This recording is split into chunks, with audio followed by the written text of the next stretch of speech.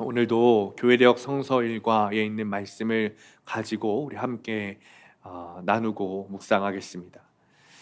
참 놀라운 것은 교회력 성서 일과에 있는 본문을 가지고 설교를 전하는데 저번 주에도 그렇고 오늘도 말씀에 관해서 이야기하고 있습니다. 주님께서 올해 우리 수암교회에 말씀과 기도를 통해 놀라운 은혜를 부어 주시리라 믿어지고 분명하다 싶습니다. 오늘 말씀이 독특한 것은 성경은 느헤미야서인데 에스라의 이야기가 나옵니다. 신학자들의 연구에 따르면 느헤미야 8장, 우리가 읽은 느헤미야 8장은 본래 에스라서에 있던 것으로 보고 있습니다. 그래서 느헤미야 8장은 에스라에 대한 회고록입니다. 이것은 여러 가지 신학적인 이야기가 있지만 오늘 우리가 나눌 이야기에 필요한 것은 아니니까 좀 넘어가도록 하겠습니다.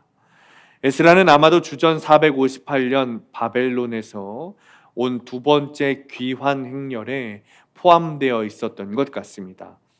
에스라는 율법에 능한 제사장이었고 페르시아에 의해서 사법 권한도 가지고 있었습니다. 그런 에스라가 지금 이스라엘 백성 앞에서 하나님의 말씀을 읽고 있는 겁니다. 오늘 말씀은 아주 감격스러운 상황 가운데 일어났습니다. 이스라엘은 바벨론에 무너져 자신들의 영적 안식처인 예루살렘 성전이 무너지고 포로로 끌려갔습니다. 그리고 하나님의 은혜로 70년간의 포로 생활을 마치고 이제 이스라엘로 예루살렘으로 돌아오게 된 겁니다. 황폐한 예루살렘 땅 가운데 성벽과 성전을 재건했습니다. 그리고 예루살렘 성벽 안에서 하나님의 말씀이 드디어 들리기 시작하는 겁니다. 여러분, 이들의 마음이 어땠을까요?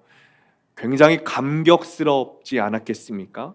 무너졌던 성전과 성벽을 다시 쌓아가는 일은 여간 힘든 일이 아니었을 겁니다. 우리가 느헤미야 1장부터 7장까지의 말씀을 읽지는 않았지만 정말 어려운 일들이 있었습니다.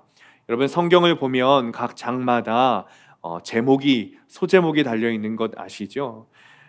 느헤미야 1장부터 7장까지의 그 제목들을 제가 몇 가지 읽어보겠습니다. 느헤미야가 예루살렘을 두고 기도하다. 느헤미야가 예루살렘으로 가다. 방해를 물리치다. 가난한 백성이 부르짖다. 느헤미야가 총독의 녹을 받지 아니하다.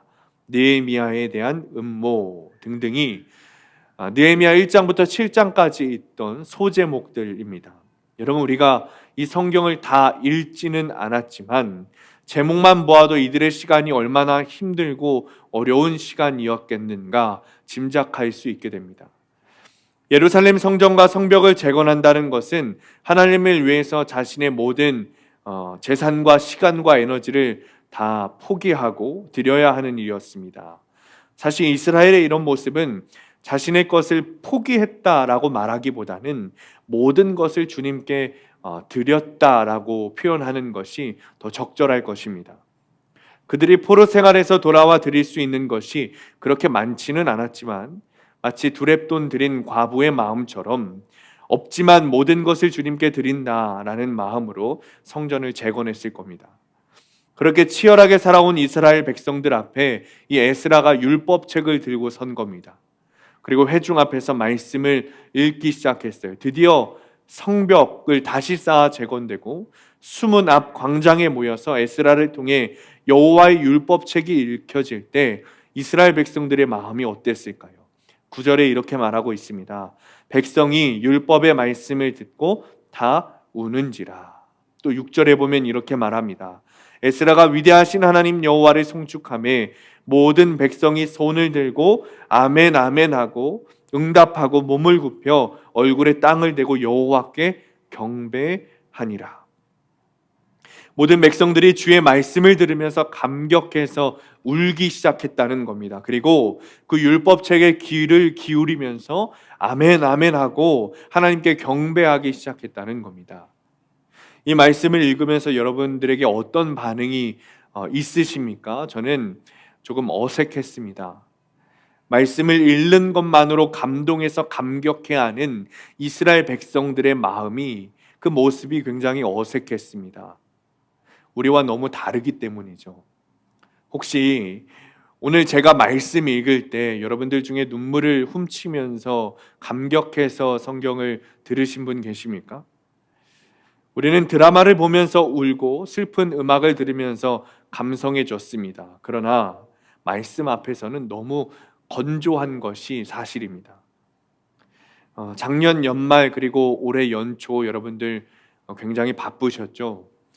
연말 연초는 정말 바쁜 것 같습니다. 여러분도 그러셨겠지만 저도 연말 연초에 굉장히 바쁘게 보냈습니다. 사실 그 2년 동안 제가 교회 행정 업무를 전반적으로 맡고 있었기 때문에 익숙할 만도 한데 담임자가 되고 보니까 조금 더 생각하게 되고 조금 더 고민하게 되고 조금 더 꼼꼼히 하게 되느라 같은 양의 업무임에도 불구하고 부담으로 다가왔던 것이 조금 사실입니다. 그래서 더 신중하게 생각하고 주님의 마음을 더 생각하고 기도하느라 아직까지 결정하지 못한 일들이 몇 가지 있습니다. 이런 와중에 오늘 말씀에 묵상하면서 제가 회개한 것이 한 가지 있습니다. 제가 사실은 여러분 영화를 굉장히 좋아합니다. 아이들이 태어나기 전에는요 얼마나 영화를 좋아하고 많이 봤는지 한 영화관의 VVIP였습니다. 1년에 영화를 몇십 편을 봐야 이 VVIP가 주어지거든요. 그런데 아이들이 태어나기 전 몇 년 동안 이 등급을 계속해서 유지해 올 정도로 영화를 굉장히 좋아하는 사람입니다. 그런데 아이가 태어나면서 이제 1년에 한 편 보기도 좀 어려운 것 같습니다. 그래서 제가 계획하기를 연말 연초에 해야 하는 모든 일이 끝나면 못 봤던 영화를 좀 보리라 라고 생각했습니다. 그런데 오늘 말씀을 보면서 제 안에서 주님께서 회개하게 하시는 겁니다. 물론 영화 보는 것이 나쁜 것은 절대 아닙니다.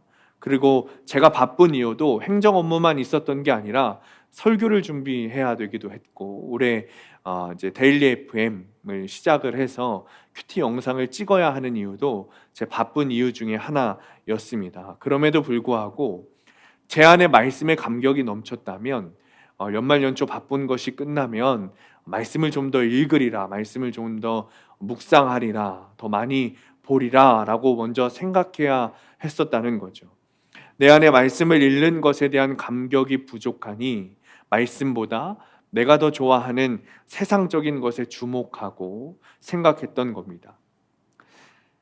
혹시 여러분들은 아니십니까? 사랑하는 성도님들, 말씀 듣다가 감동한 적이 언제십니까? 말씀이 주는 은혜가 너무 감격스럽고 놀라워서 밤을 새워 성경을 보던 때가 여러분 언제이십니까? 사실 우리는 마음만 먹으면 언제든지 이 성경을 구입해서 읽을 수 있습니다. 또 요즘에는 스마트폰에 성경이 너무 잘 나와 있습니다. 그래서 성경을 손쉽게 볼 수 있고 뿐만 아니라 설교도 손쉽게 들을 수 있습니다. 그런데 간절한 마음으로 손을 뻗어서 성경을 잡는 것이 정말 어려운 것 같습니다. 너무 바빠서 안 되고 너무 힘들어서 안 되고 너무 지쳐서 안 된다고 말합니다. 그렇게 말씀은 늘 우리의 삶에서 우선순위에 밀려나고 있습니다. 그런데 오늘 본문 속 이스라엘 백성들은 에스라의 말씀 낭독에 눈물을 흘리면서 감격했다는 겁니다. 무엇이 수문 앞 광장에 모인 사람들의 마음을 이렇게 동하게 한 것일까요? 흔들었던 것일까요? 서론에도 말씀드렸지만 포로로 끌려갔다 돌아온 이스라엘 백성들의 지금 상황은 말 그대로 폐허가 된 황폐한 삶이었습니다. 절망이었습니다. 그래도 어찌 됐든 살아야겠기에 급한 대로 겨우겨우 성벽을 쌓아 올렸지만 그것은 결코 쉬운 일이 아니었습니다. 본문 앞장인 7장 4절을 보면 이렇게 말하고 있습니다. 그 성읍은 광대하고 그 주민은 적으며 가옥은 미처 건축하지 못하였다. 여러분, 성읍이 있긴 있는데요, 인구수가 적어서 굉장히 황폐한 겁니다. 그리고 제대로 지은 집도 얼마 없다는 겁니다. 뿐만 아닙니다. 산발랏과 도비아 같은 그 지역의 토착 세력들이 성전을 재건하고 성벽을 쌓는데 모함하고 방해했습니다. 무엇 하나 만만하거나 쉬운 일이 없었습니다. 그러니 여러분, 이스라엘 백성들이 얼마나 지쳤겠습니까? 뭔가 제대로 되는 일이 있어야 힘도 나고 그 힘을 가지고 좀 해볼 텐데 되는 일이 없는 겁니다. 이스라엘 백성들 앞에 걱정 더미만 이렇게 쌓여 있는 것이죠. 우여곡절 끝에 성벽을 재건하긴 했지만 이제 또 무엇을 할 수 있을까? 우리가 뭘 하기는 할 수 있을까라는 걱정 가운데 있었습니다. 그렇게 막막해 있던 그들에게 하나님의 말씀이 들리는 겁니다. 에스라였습니다. 사실 에스라는 여러분 율법에 능한 제사장이기도 했지만 페르시아의 사법 권한을 가진 사람이었습니다. 그러니 사실 이 에스라가 이스라엘 백성들 앞에서 그 권력을 휘둘릴 수도 있었고 하나님의 말씀이 아니라 자신의 권한에 대한 이야기를 할 수도 있었습니다. 그러나 에스라는 페르시아의 종교와 문화를 가르치지 않고 자신의 권한을 휘두르지 않고 이스라엘 백성들에게 가장 먼저 한 것이 하나님의 말씀을 들려주기 시작했다는 겁니다. 그러자 그들 마음 가운데 감동이 찾아왔습니다. 아마도 그들은 이 지금 에스라를 통해 하나님의 말씀을 듣고는 있지만 그들 마음 가운데 하나님의 마음이 전해지는 것이겠죠. 아마 이스라엘 백성들은 자신들이 선민인데 하나님의 백성인데 왜 바벨론에 의해서 멸망당하고 우리가 포로로 끌려가야 하는가 이해하지 못했을 겁니다. 그런 자신들이 멸망한 이유, 포로로 끌려간 이유에 대해서 알 수 없었을 겁니다.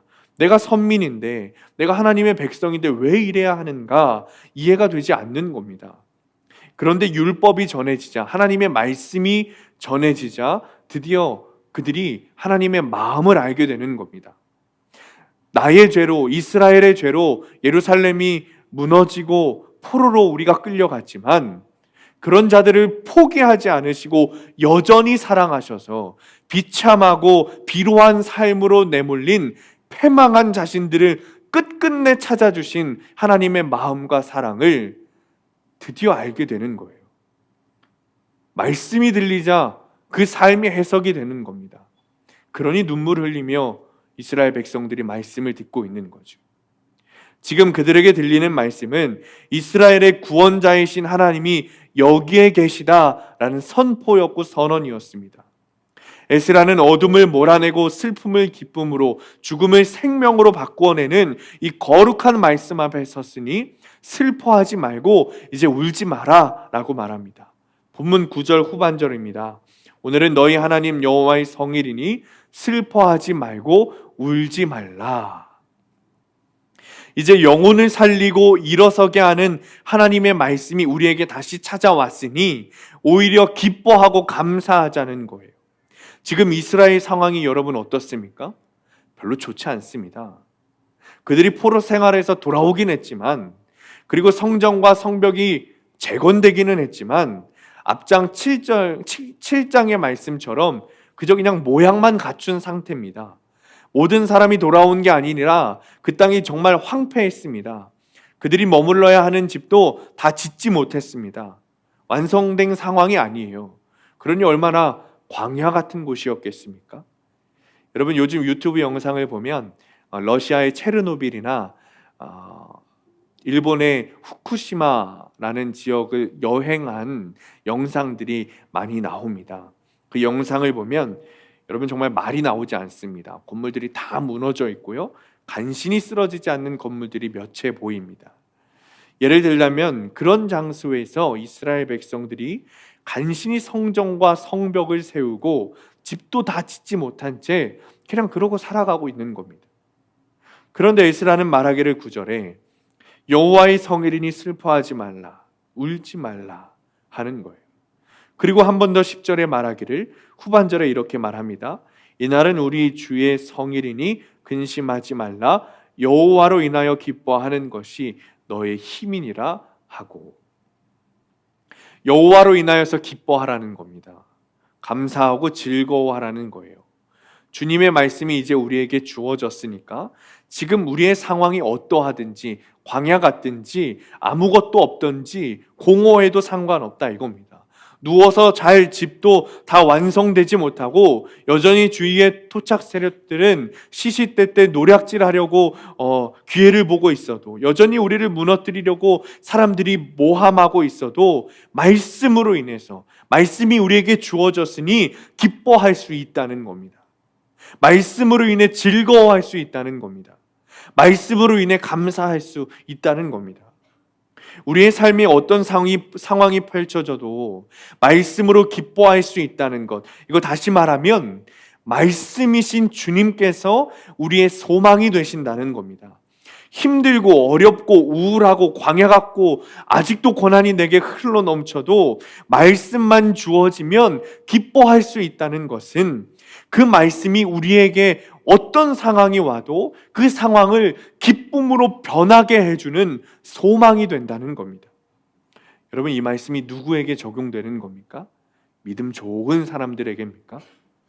목회자들입니까? 사명자들입니까? 본문 2절에 이렇게 말하고 있습니다. 일곱째 달 초하루에 제사장 에스라가 율법책을 가지고 회중 앞 곧 남자나 여자나 알아들을 만한 모든 사람 앞에 이르러. 여기서 남자나 여자나 알아들을 만한 사람이라는 말은 백성들이 에스라처럼 다 지식 있는 사람들, 학식 있는 사람들을 말하는 게 아닙니다.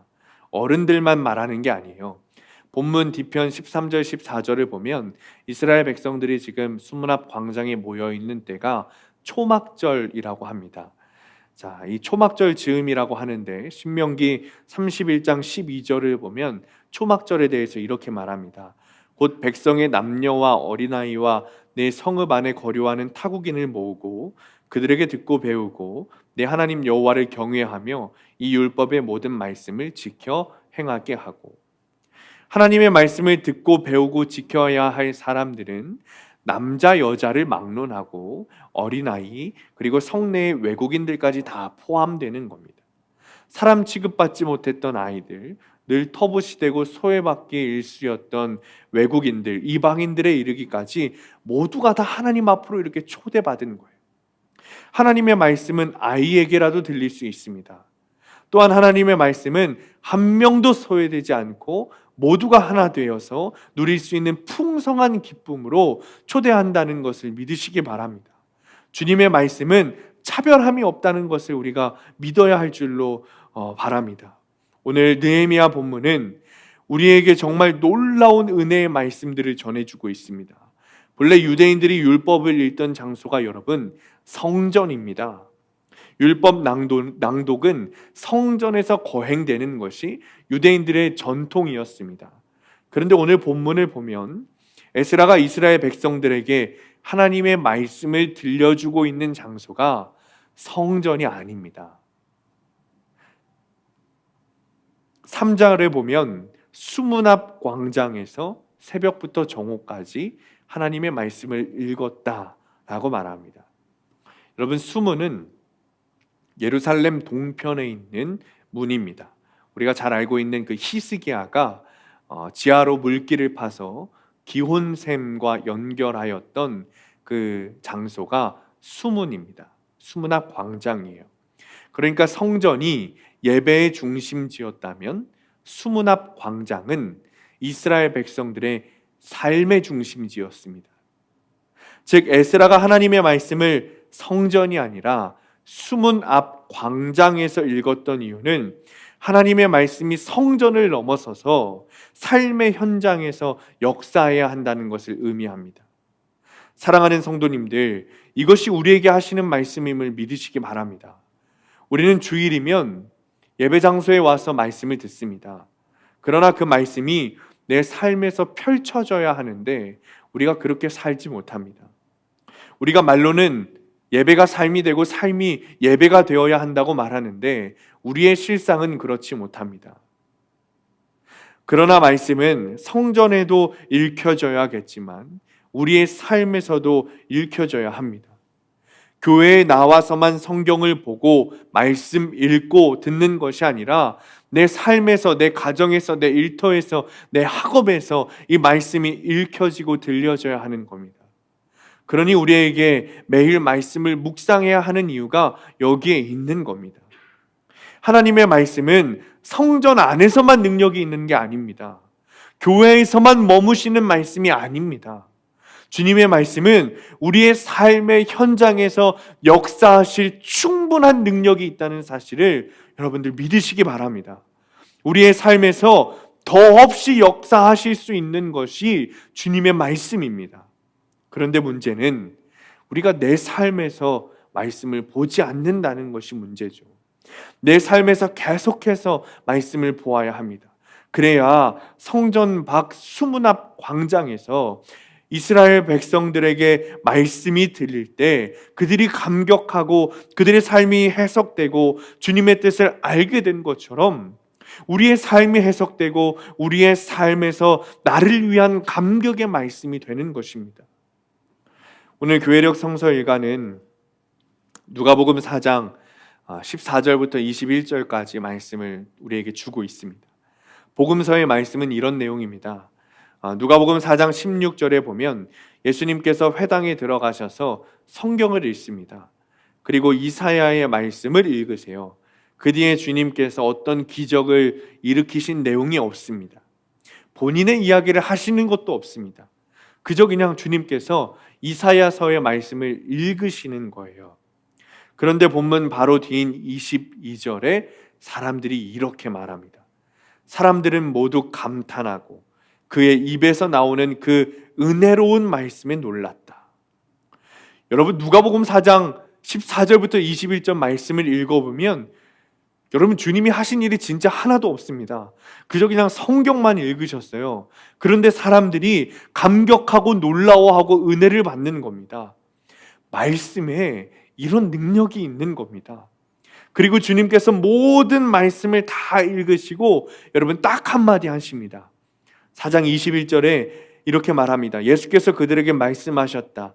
이 성경 말씀이 너희가 듣는 가운데에서 오늘 이루어졌다. 사랑하는 성도님들, 주님의 말씀은 단순히 유물이나 역사 기록이 아닙니다. 말씀을 통해서 오늘 여기에 찾아오신 하나님을 만나야 하는 겁니다. 에스라가 성전이 아니라 수문 앞 광장에서 말씀을 읽은 이유도 여러분 여기에 있습니다. 말씀이 있는 곳에는 여러분 언제나 주님이 계십니다. 예수님께서 읽으시는 말씀을 듣고 사람들이 감격하고 은혜를 받은 이유가 여기에 있습니다. 오늘 여기에 계신 살아계신 하나님을 경험했기 때문입니다. 제가 오늘 여러분들에게 말씀 읽어야 합니다. 말씀 묵상해야 합니다. 이렇게 이야기하고는 있지만 여기 앉아 계신 분들 중에 저보다 말씀 많이 읽으신 분들 있으실 겁니다. 저보다 연륜 많으신 분들 보면 1년에 막 10독씩 하고 그러시더라고요. 그런데 그렇게 신앙생활을 30년, 40년 하신 분들을 제가 따라갈 수가 없죠. 그런 분들 보면 그냥 존경스러운 겁니다. 그런데 여러분, 아무리 말씀을 수십 번씩 읽고 설교를 수백 편씩 들어도 말이죠. 오늘 여기에 계신 주님을 만나지 못하면, 오늘 여기에 계신 주님께서 내 삶의 주인이 되시지 못하면 아무 소용이 없는 겁니다. 내 삶에서 말씀이 주인이 되고 말씀을 통해서 오늘 여기에 계신 주님을 만나고 말씀을 통해서 내 삶이 해석되는 방법은 내가 스스로 매일 묵상하는 것밖에 없습니다. 본문 3절에 보면 수문 앞 광장에서 새벽부터 정오까지 남자나 여자나 알아들을 만한 모든 사람들에게 성경을 읽었다라고 말합니다. 여기서 읽었다라는 말의 원 의미는 그냥 단순히 읽는 것을 넘어서서 해석하다라는 뜻을 가지고 있습니다. 뿐만 아니라 7절 후반절에 보면 이렇게 말합니다. 레위 사람들은 백성이 제자리에 서 있는 동안 그들에게 율법을 깨닫게 했다.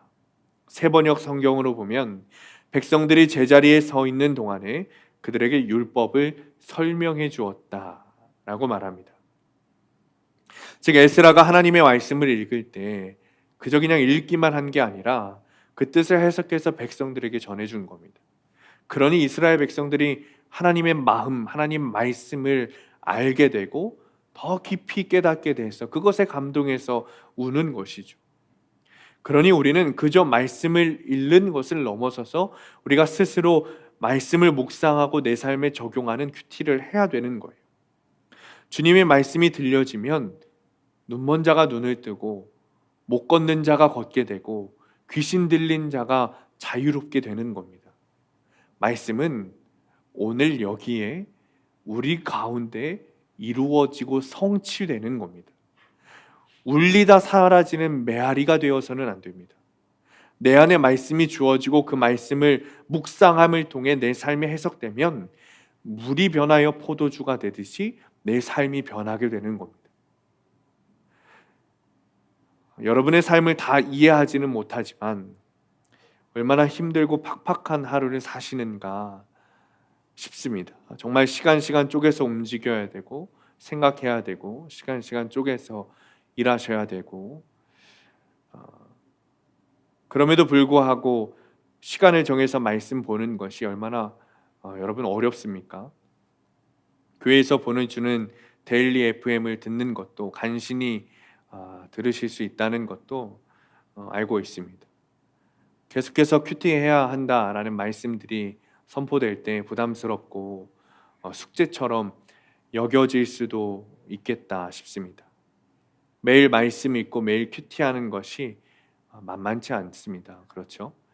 목사인 저에게도 쉬운 일은 아닙니다. 설교를 위해서 매일 말씀을 묵상하지만 내 삶을 해석하고 내 삶에 적용하기 위한 큐티를 하는 것은 저에게도 쉬운 일은 아닙니다. 그럼에도 불구하고 여러분들께 여러분 말씀 묵상하십시오 라고 외치는 이유는 그 말씀 붙들고 기도하십시오 라고 말하는 이유는 주님만이 말씀이신 주님만이 우리의 소망이시기 때문입니다. 우리는 내 삶이 어려워서 내 생활이 팍팍해서 말씀 보는 것보다 일하는 게 먼저고 말씀 보는 것보다 내 사업이 먼저고 말씀 보는 것보다 내 공부가 먼저라고 생각합니다. 그런데 여러분 생각해 보시기 바랍니다. 우리에게 어떤 힘든 일이 있습니다. 그럴 때 우리가 계속해서 그 힘든 일만 주목해서 생각하면 어떻게 되죠? 더 힘듭니다. 우리에게 어려운 일이 있습니다. 그런데 우리가 그 어려운 일을 정말 묵상하듯이 계속해서 생각하고 그런 마음가짐을 가지고 그 어려운 것을 본다면 그 어려움이 해결되는 게 아니라 내 마음은 더 어려워지게 되는 겁니다. 그러니 내 삶이 힘들고 어려울 때 주님의 말씀을 봐야 되는 겁니다. 나에게 닥친 그 일을 묵상해 봐야 아무것도 되지 않습니다. 그러나 말씀을 묵상하면 나에게 닥친 일이 해석이 됩니다. 이 일이 나에게 왜 주어졌는지 주님께서 말씀을 통해 이야기하십니다. 어떤 상황이 있어도 주님이 내 안에 계시니 그것으로 충분하게 됩니다. 주님이 내 안에 계시니 그저 기쁩니다. 그러니 말씀이신 주님께서 우리의 소망이 되시는 겁니다. 사랑하는 성도님들, 주님께서 제자들과 마지막 식사를 하시면서 이렇게 말씀하셨어요. 떡을 떼어 주시면서 이것을 받아 먹어라. 이게 내 몸이다. 그리고 포도주 잔을 드시고 또 제자들에게 주시면서 이렇게 말씀하셨습니다. 이건 내 피인데 너희들과 새로 맺은 새 언약이다. 즉 새 말씀이라는 거예요.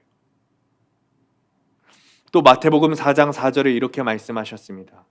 예수께서 대답하여 이르시되 기록되었을 때 사람이 떡으로만 살 것이 아니요 하나님의 입으로부터 나오는 모든 말씀으로 살 것이라 하였느니라. 여러분, 사람이 살려면 밥을 먹어야 됩니다. 잘 먹어야 됩니다. 그래야 건강해집니다. 여러분, 피트니스 선수들이, 보디빌더들이 밥을 안 먹거나 닭가슴살만 먹거나 그러지 않습니다. 골고루 영양소를 섭취합니다. 그래야 몸이 좋아지기 때문입니다. 주님께서 떡과 포도주를 주시면서 이것이 새 언약이다, 새 말씀이다 라고 이야기하신 이유도 동일합니다. 밥을 먹어야 살 수 있듯이 우리의 영이 살 수 있는 소망은 주님께 있기 때문입니다. 시편 19편에 보면 이렇게 말합니다. 풀은 마르고 꽃은 시드나 주님의 말씀은 영원하다. 그러니 우리의 소망은 말씀이신 주님께 있는 겁니다. 성경에 등장하는 말씀의 사람들은 모두 자기 삶의 자리에서 말씀을 받았습니다. 자기 삶의 자리를 내팽개치고 뜬구름 쫓던 사람이 성경 속에서 말씀의 사람이 된 경우는 없습니다. 현재 우리 각자에게 주어진 삶의 자리가 어떠하든지 주님께서는 그 자리에서 다른 사람이 들을 수 없는 우리에게 주시는 하나님의 말씀을 주시는 줄 믿으시기 바랍니다. 여러분이 있는 그 자리에서 주님의 말씀이 오늘 여기에 임해야 하는 줄로 믿으시기 바랍니다. 제가 여러분께 말씀 읽읍시다, 말씀 묵상합시다 계속 이야기하는 이유는 단 하나입니다. 말씀이신 주님만이 우리의 소망이시기 때문입니다. 사랑하는 성도님들, 말씀이신 주님께서 우리의 영원한 소망 되심을 믿으시고 말씀 묵상을 통해 계속해서 주님과 동행하는 삶을 누리시기를 간절히 축원합니다.